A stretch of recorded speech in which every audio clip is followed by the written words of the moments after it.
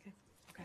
So while China, the United States is asking for cooperation on North Korea issue, but Secretary Tillerson last week gave the speech, which he envisioned the U.S.-India relation for the next century. And in that speech, he criticized China on many fronts, like South China Sea and economic expansion.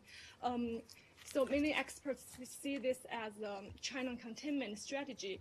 Could you please clarify on it? Is it a China containment strategy? I think the Secretary and what he said in his speech about China, in his speech about India, was something that the Secretary has said with China privately before.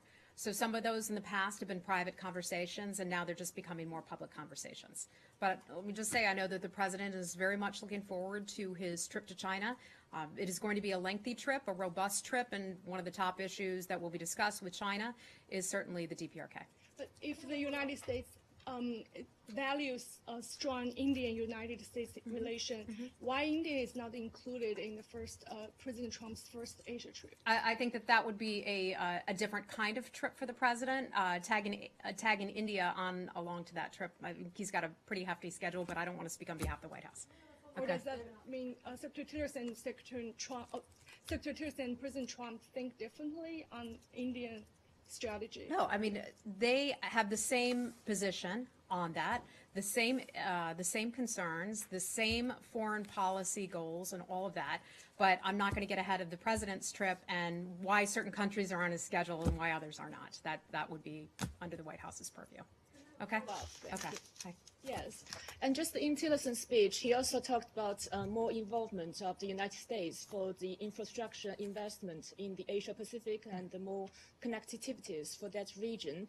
So can we say that this is kind of a U.S. substitution for the China's Belt and Road Initiative? Or he also talked about an agreement between the U.S. and the Nepal. Is there any other agreements or the negotiations that is going on? You could just talk. I can't forecast any agreements or negotiations, especially nothing before a trip.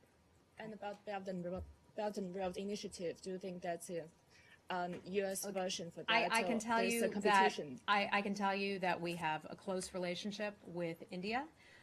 That we have a lot of areas of common interest, including we're both democracies. We're both large countries. They're an enormous country.